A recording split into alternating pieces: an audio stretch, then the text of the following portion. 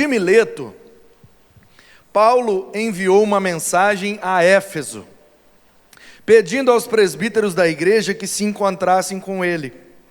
E quando chegaram, Paulo lhes disse: vocês sabem como me conduzi entre vocês em todo o tempo, desde o primeiro dia em que entrei na província da Ásia, servindo o Senhor com toda a humildade, com lágrimas e com as provações que me sobrevieram pelas ciladas dos judeus. Vocês sabem que jamais deixei de anunciar o que fosse proveitoso e de ensinar isso a vocês publicamente e também de casa em casa, testemunhando tanto a judeus como a gregos o arrependimento para com Deus e a fé em nosso Senhor Jesus Cristo.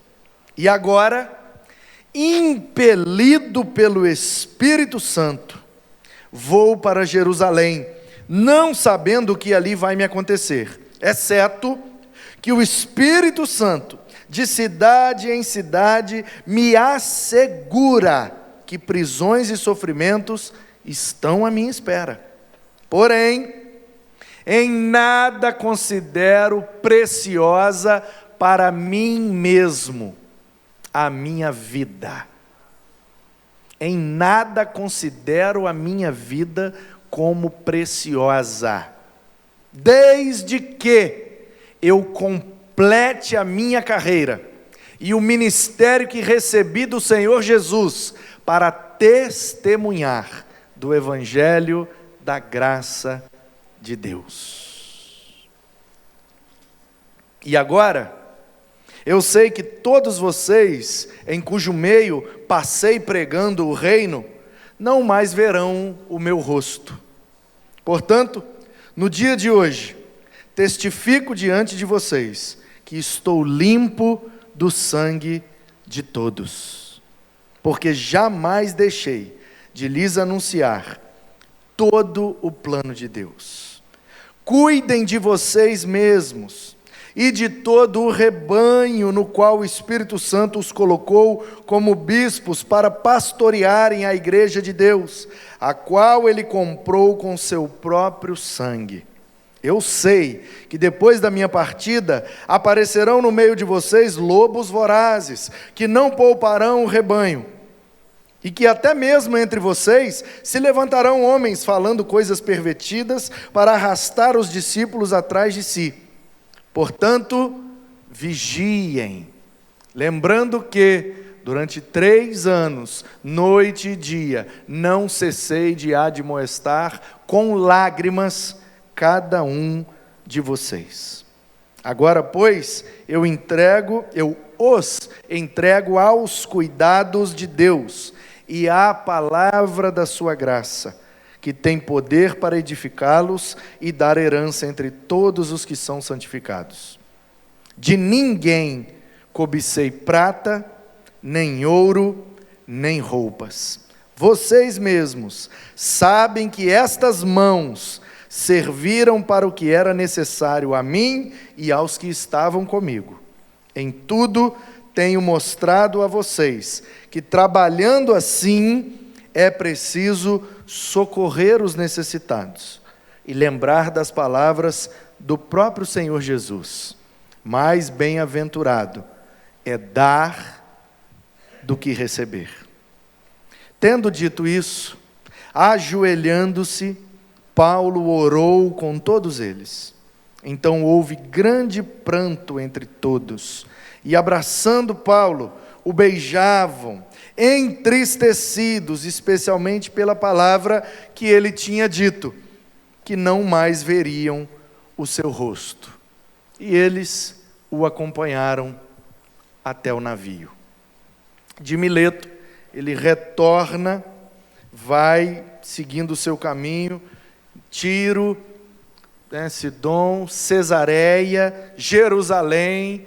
Ele é julgado, apela para a sua cidadania romana, vai para Roma, fica preso, e ali termina o livro de Atos. No capítulo 28, Paulo, da prisão, ainda, mesmo preso, pregando, ensinando e enviando cartas para orientar igrejas e pessoas. Amém. Hoje é dia do pastor e o nosso tema é Conectados à Grande Missão. Então, qual é o título dessa mensagem? Um pastor conectado à grande missão. Qual é a grande missão? É o que nós temos falado desde o início desse mês e dessa série. É a missão de Deus, que é reconciliar consigo o homem, que por causa do pecado está afastado dele. Isso acontece em Cristo. E a partir de Gênesis 3,15, nós vamos vendo que em toda a Escritura, Deus vai revelando a maneira como Ele vai executar a sua missão. Ele vai enviar o seu Filho, Ele vai usar o seu povo, Ele vai dar dons, ministérios, e Ele vai implantar o seu reino na terra, através do seu povo. E Ele tem feito isso. Mas para que isso não pare de acontecer, nós precisamos estar conectados à grande missão. Deus não tem uma missão para a sua igreja. Deus tem uma igreja para a sua missão. Qual é a missão da igreja? A missão de Deus. Qual é a missão de Deus? Reconectar a humanidade consigo mesmo, para que o maior número de pessoas possível possa habitar com Ele na eternidade. Simples assim. Se você ler o Evangelho, você vai ver Jesus ensinando muitas coisas, mas mandar, ordenar, Ele só mandou amar, ir e fazer discípulo. E enquanto Ele não volta, a gente, quando se reunir e tivermos oportunidade para partir um pão e tomar um gole de qualquer coisa que pareça com sangue, a gente então deveria se lembrar que Ele partiu o seu corpo e derramou o seu sangue para nos salvar. E a gente iria, partindo o pão e tomando do cálice, anunciando até que Ele venha. Só isso. Amem, vão, façam discípulos. E enquanto eu não voltar, vocês vão lembrando do que eu fiz por vocês. E anunciando a todos que estão ao redor de vocês. É só isso, irmãos. É só fazer discípulos. Só. Aí a gente entrou numa de fazer um monte de coisa e esqueceu de fazer o que era principal. Ganhar gente. Mexer com gente, conviver com gente e alcançar o maior número de gente possível. É só isso. E aí a pergunta é, mas o que a gente faz para alcançar toda essa gente? A resposta é variada e depende da necessidade, da circunstância, da relevância, de forma que a gente pode mudar a embalagem sem perder o seu conteúdo. Pregar o Evangelho e fazer discípulos. De que maneira? Da maneira que for mais eficiente.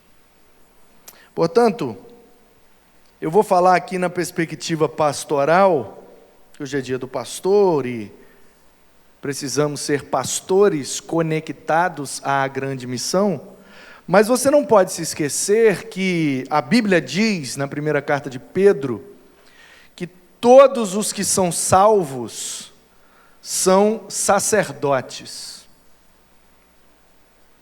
Vós sois geração eleita, sacerdócio real, nação santa, povo escolhido de Deus, sacerdócio real. Todo salvo é um sacerdote, tendo Jesus como sumo sacerdote. Portanto, tudo que eu falar aqui e eu colocar a palavra pastor, você entenda a palavra ministro, sacerdote. Portanto, tudo que eu falar e tudo que eu extrair desse texto para a gente aprender, serve para os pastores, mas também serve para todos os crentes. A não ser que você seja crente, mas não seja um ministro. Seja crente, mas não seja sacerdote. Seja crente, mas não esteja na dinâmica de ser e de fazer discípulos. Caso seja esse o seu caso, aí realmente não vai servir para você. Mas se você é salvo, entendeu que a missão de Deus te alcançou, e agora Ele pode alcançar outros através de você, então essa palavra serve direitinho para você também. E aí a primeira coisa que eu aprendo é que Paulo sabia o seu limite. Paulo sabia até onde ele podia e devia ir. O primeiro versículo diz que de Mileto, Paulo mandou chamar os presbíteros de Éfeso. Éfeso é a capital da Ásia Menor. Fica na costa do mar Egeu e é uma rota comercial marítima para ir para Roma.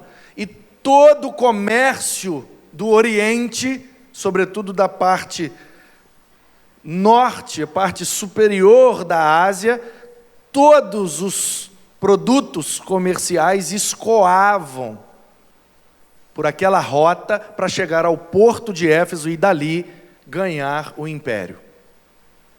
Então, a cidade de Éfeso é essa espécie de capital porque ali tinha um porto. É igual o Espírito Santo, não é à toa que Vitória é a capital e que Vila Velha, Cariacica e Serra são as maiores cidades do Espírito Santo, porque o porto está aqui. Então toda a rota comercial do Espírito Santo, para sair do estado por via marítima, escoa para cá. E tudo que vem de fora por via marítima chega por aqui, né, William? E aí nós manda o quê? Manda granito, manda café, manda... O que mais que nós manda para fora? Granito e café. Mas tem mais coisa, né? Minério, verdade, manda minério com força ali na Vale, né? Então veja bem, Éfeso ficava na ponta aqui, ó, da Ásia Menor. E daqui para chegar em Roma, ganhou o mar Egeu, vai ganhar ali o mar Mediterrâneo, vai passar por várias ilhas gregas. Uma das ilhas gregas é esse território aí chamado Mileto. Inclusive lá teve um filósofo muito famoso chamado Tales. E ele é conhecido como Tales de Mileto. E eu tive um aluno na IBD, depois foi minha ovelha, o nome dele era Tales, eu só chamava ele de Mileto. Fala de Mileto. Ninguém entendia nada, mas ele sabia por quê. E aí, vejam bem a sabedoria que o Espírito deu ao Paulo. O que é que o Paulo está fazendo em Mileto? Ele estava vindo de cá, da sua terceira viagem missionária. Então ele está aqui, na região ali da Macedônia, mais para baixo, né? Panfilha, Listra, Derbe. E aí tem Mileto ali, mas Éfeso está lá. Ele podia pegar um barco e ir direto para Éfeso e chegar lá na igreja, na casa onde o pessoal se reunia. Ei, gente, vim aqui me despedir de vocês. Só que o próprio texto diz que Paulo passou com eles 3 anos. Eu não sei se vocês se atentam para o currículo de Paulo, gente. Em primeiro lugar, Paulo é poliglota. Ele fala aramaico, porque assim ele aprendeu.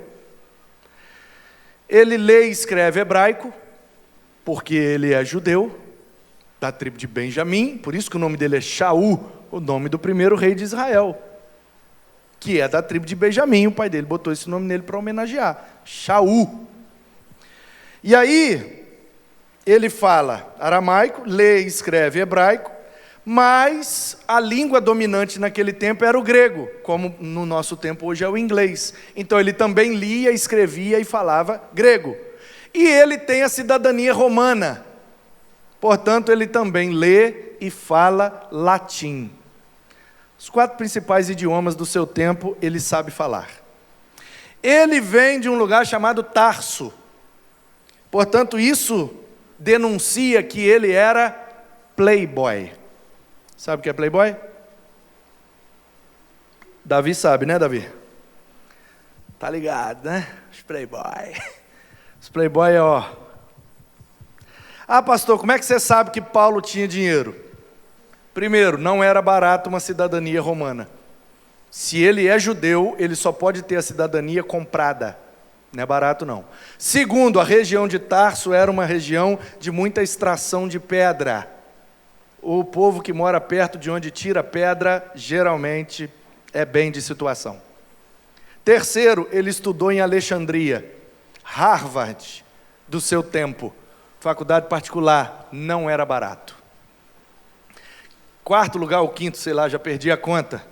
Ele foi aluno de Gamaliel, o professor mais caro de teologia da época em Jerusalém. E ele é de Tarso, gente. Tarso denuncia. É como se, imagina, daqui a 2000 anos, eu disser para você, olha, teve um menino que marcou a geração dele. Ele nasceu numa cobertura em Jardim Camburi, de frente para a praia. Aí o pai dele enviou ele para estudar em Harvard, depois ele fez uma especialização em Cambridge. E aí ele voltou para o Brasil e morava numa cobertura em Jardim Camburi, de frente para o mar, uma cobertura duplex de 450 metros quadrados. Essas são as informações. Você que conhece a região diria o quê? Esse menino é necessitado ou é um playboy? Simples assim. Então o cara é de Tarso, o cara é do Sinédrio, o cara é isso e aquilo, ele é rico. Tem acesso a tudo de bom e do melhor do seu tempo. Estudou em Alexandria, conhece a filosofia, conhece tudo da cultura grega, mas também conhece tudo da sua cultura de origem, a cultura judaica. Sabe a Torá de cor. Para pertencer ao Sinédrio, tem que saber a Torá de cor. Ele é fariseu, portanto, ele sabe não só a Torá, como os profetas e os escritos de cor, para pertencer ao grupo dos fariseus.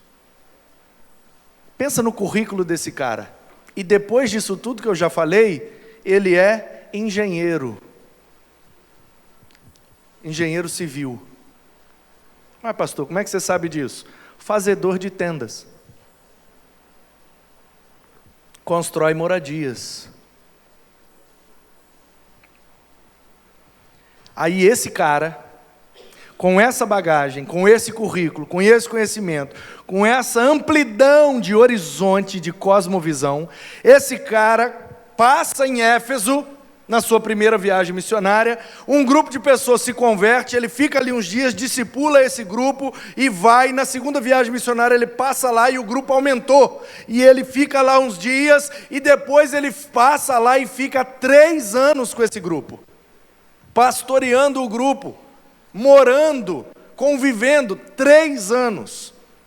A igreja explodiu, cresceu, ampliou, e o negócio Paulo, com o seu conhecimento, com as suas aplicações, com a sua teologia, com a sua maneira ousada de pregar o evangelho, a igreja de Éfeso ficou com Paulo e ficou mal acostumada. E aí ele fala, gente, agora eu preciso ir mais uma viagem missionária. Aí ele está no meio da 3ª viagem missionária, aí ele fala, rapaz, o Espírito Santo falou comigo que eu vou dar uma rodada lá por Jerusalém, porque alguma coisa vai acontecer lá, eu não sei bem o que é, mas eu sei que eu vou sofrer. E tudo me diz que eu não vou conseguir mais voltar em Éfeso. Não vou ver mais aqueles irmãos queridos lá de Éfeso. E ele estava certo, porque depois que ele se despede, ele vai para Jerusalém, etc. Como eu disse, vai para Roma, é preso, acabou. Então veja bem a primeira lição aqui, ó. Um pastor conectado à grande missão, e aí você entende, um crente conectado à grande missão, um servo, um ministro, uma mulher, um homem, um marido, uma criança, um adolescente conectado à grande missão, vale para todo mundo. É alguém que sabe o seu limite e age com sabedoria. Presta atenção no drama. Se ele sai de lá, pega um navio e pisa em Éfeso, o povo não deixava ele sair mais de lá. Não, Paulo, não faz isso, você não vai. Não, a gente aumenta seu salário, a gente triplica seu salário, a gente dá uma casa nova. Não, fica aqui, nós vamos te dar uma carruagem do ano. Iam fazer de tudo, ia ser um chororô. Os crentes novos que não entendem bem da situação iam ficar desesperados. Ai meu Deus, perdemos o pastor Paulo, ele vai morrer. Ia ser uma crise na igreja de Éfeso. Aí o que é que Deus instrui? Por isso que a gente tem que estar conectado na grande missão. Se eu pisar lá, vai azedar a maionese da igreja de Éfeso. Então o que é que eu vou fazer? Eu vou parar em Mileto e vou chamar só os líderes. Porque assuntos mais sérios, que vão mexer com as estruturas e a dinâmica de uma igreja, precisa ser tratado com a liderança, para poupar os novos, os bebês, os meninos espirituais. Então vamos aos presbíteros, aos mais experientes, aos anciãos, que eles vão ter estômago para digerir aquela informação. A igreja toda não teria. E aí os caras vêm, ele explica a situação, os caras não concordam, tentam insistir, não, Paulo, não, choram, né, demonstram, e ele fala: gente, eu entendo que vocês estão tristes, eu também estou. Por mim eu ficava em Éfeso, casa, comida, roupa lavada, pregando o evangelho na capital da Ásia Menor. O que eu quero mais? Mas dentro de mim tem uma conexão com a grande missão, e é essa conexão que não me deixa em paz. Eu preciso continuar até que se cumpra o que Deus planejou para mim. E aí os caras: bom, então não tem jeito, né, Paulo? Não, não tem jeito, porque não é a minha vontade, é a vontade de Deus. E aí ele se despede.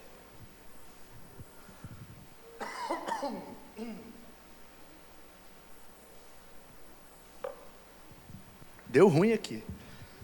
Não sei o que é não, acho que foi o ar ali, alguma coisa aqui deu ruim demais.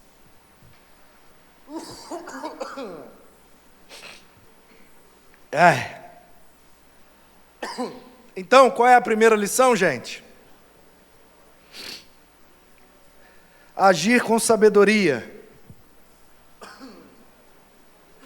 Não, deixa ligado, se desligar piora.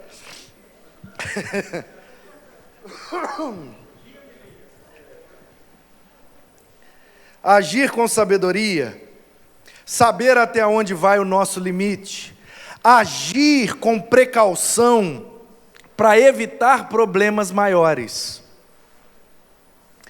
Foi assim que Paulo fez. A pergunta é: como que nós, no dia a dia, podemos colocar isso aqui em prática? Em todo tempo, em toda circunstância, com todas as pessoas, precisamos saber qual é o limite. Até onde aquela pessoa permite que eu entre, que eu fale, que eu questione. Então nós precisamos, para cumprir a grande missão, agir com sabedoria. Porque tem hora que a gente passa do limite.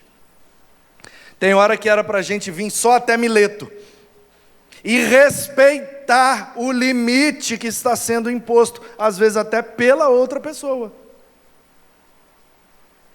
A pessoa: você quer pregar o evangelho para mim? Ok, até aqui tudo bem. Falar de Jesus, tudo bem. Me chamar para um culto, para uma reunião, tudo bem, eu posso negar.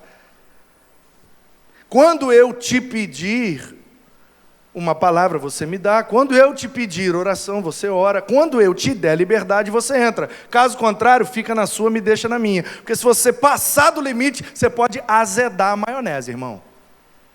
Quem entendeu? Para cumprir a grande missão, a gente precisa ter sensibilidade. Perceber. Fiz uma brincadeira, a pessoa demonstrou, não gostou. acabou a brincadeira. Essa história de perco o amigo, mas não perco a piada, não vale para o Evangelho. A gente não pode perder ninguém. Podemos perder todas as piadas, todas as brincadeiras, todas as zoeiras, podemos perder todas, para não perder as pessoas.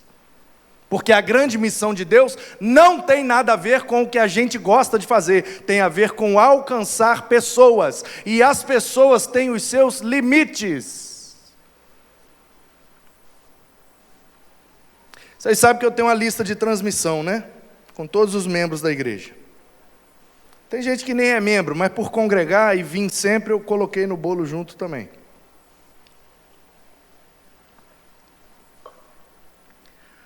Uma vez uma pessoa falou assim comigo: pastor, assim,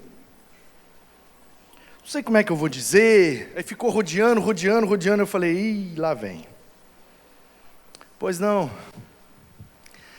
Então, pastor, eu não sei bem mexer com as palavras, eu vou falar do jeito, mas eu não queria que você entendesse errado não, tá, pastor? Por favor. Tudo bem, pode falar.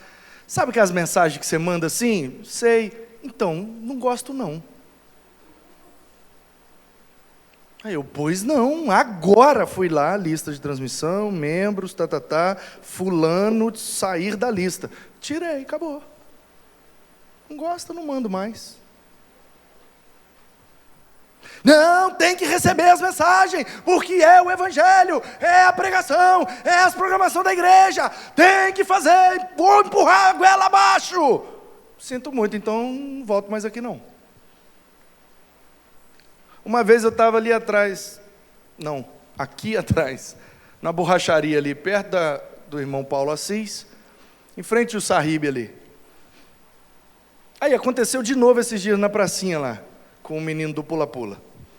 O menino virou para mim e falou assim: você é o pastor lá da Igreja Batista, não é?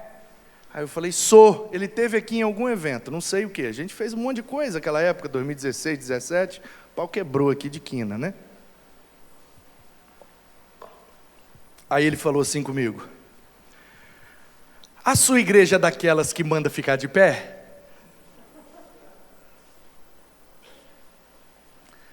Aí eu falei: depende, às vezes a gente pede, mas depende. Ele falou: porque se pedir para eu ficar de pé, eu não vou não. Ei, vamos receber bem os visitantes, porque é muito bom receber os visitantes. Nós aprendemos assim, ei, visitante, fica de pé. Acabei de perder o menino.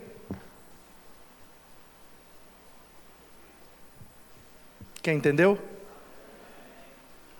Não é porque deu certo com um que vai dar certo com todos. Não é porque deu certo uma vez que vai dar certo sempre. Cada pessoa exige um tipo de abordagem. Precisamos entender qual é o Mileto das pessoas. Chegar até Mileto e dizer: ei, vem de Éfeso. E a pessoa fala: estou afim não, valeu, tchau. Do que você ir lá em Éfeso: ei, estou aqui. E a pessoa: ninguém te chamou. Quem entendeu? Quem entendeu? Nós, Igreja Evangélica Brasileira, vulgo evangélicos, estamos sendo alvo de um grande preconceito. Sabe por quê? Não estamos respeitando o Mileto das pessoas. A gente vai até Mileto, irmãos. Quem quiser, que venha de Éfeso. Nós não vamos meter o pé na porta de Éfeso, não. Respeitar o direito e a liberdade de decisão das pessoas. Elas são autônomas, inclusive para dizerem não ao evangelho que estamos propondo. Respeite, em nome de Jesus, a liberdade das pessoas.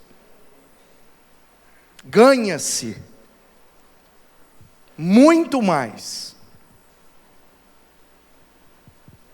retraindo do que avançando sem a orientação de Deus. Como disse o grande estadista Abraham Lincoln: pega-se mais moscas com uma gota de mel do que com um barril de vinagre. Às vezes uma atitude pequena e doce vale mais do que uma atitude gigantesca que desrespeitou a liberdade da pessoa. Quem entendeu? Pastores conectados reconhecem o seu limite. Pastores conectados reconhecem o mileto das pessoas. Pastores conectados não invadem Éfeso de ninguém. E a igreja conectada precisa agir da mesma forma. Em segundo lugar, o texto diz, porém, 24, em nada considero minha vida como preciosa. Paulo está dizendo assim, na minha vida, eu tenho um currículo invejável. Se eu voltar para Tarso e requerer herança que papai deixou, eu tenho, além da minha grande formação, do meu grande currículo, eu tenho uma grande fortuna. Eu sou rico, posso viver da minha riqueza, posso voltar para Jerusalém e trabalhar lá para o judaísmo, igual eu fazia, pegando carta que me autorizava a matar os crentes nas cidades. Comia melhor, vestia melhor, morava melhor, tinha tudo do bom e do melhor. O problema é que eu não consigo voltar para a minha vida, uma vez que eu entreguei a minha vida para Jesus. Agora quem manda é Ele. Eu não sou mais dono da minha vida. Aí Paulo está dizendo, vocês acham, meus irmãos, que eu não queria ficar em Éfeso? Congregando, comendo, vestindo, bebendo com recurso, porque em Éfeso tem uns caras grandes, é a capital, gente. Não é a igreja de interior, é a igreja da capital. É a PIB. E Paulo está dizendo, não importa o que eu quero, mas o que Ele quer. Pastores conectados têm coragem de abandonar o conforto para abraçar a vocação. Igreja conectada age da mesma maneira. Coragem para abandonar o conforto e abraçar a vocação. O que é que Deus te chamou para fazer? Ah, mas eu trabalho com isso. Ah, mas eu gosto disso. Ah, mas eu não estou disposto a abandonar isso. Ah, mas eu... Todo mundo que começa a fazer concessões para Deus não está devidamente conectado com a grande missão. Você precisa estar disposto e ter coragem para dizer não, ainda que seja para o seu conforto. Dizer não, abraçar a vocação, mesmo que seja para sofrer. Paulo diz, eu não sei o que me espera, eu sei que eu vou sofrer. Aí ele, preso, escreve aos Filipenses, alegrai-vos sempre. Outra vez digo, alegrai-vos. Paulo, mas como é que você consegue se alegrar? Você não está preso? Ele, meu querido, eu posso estar preso, posso estar solto. Eu como miojo, como picanha. Eu ando de carro, ando a pé. Tudo posso naquele que me fortalece. Igreja conectada tem coragem de abraçar a sua vocação, ainda que isso implique em tirar o nosso conforto. Que assim seja. Vamos abandonar o que é confortável e abraçar o que Deus tem planejado para nós. Conectados com essa grande missão, que vai continuar avançando, porque esta é a vontade de Deus. Em último lugar, o versículo 36 diz, tendo dito isto, ajoelhando-se, Paulo orou com todos eles. Repetindo, pastores conectados à grande missão, em primeiro lugar, sabem reconhecer o mileto, não passam do limite, agem sempre com sabedoria. Segundo lugar, estão dispostos a dizer não, ainda que seja para o conforto, para abraçar a vocação, cumprir a carreira, o ministério que recebi do Senhor Jesus, pregar o evangelho da graça de Deus. Em terceiro lugar, pastores conectados à grande missão, só se mantêm conectados através da oração. Porque não tem um cabo ligado em mim, tem um cabo ligado em você e ligado lá no trono de Deus? Tem um cabo ligado em você?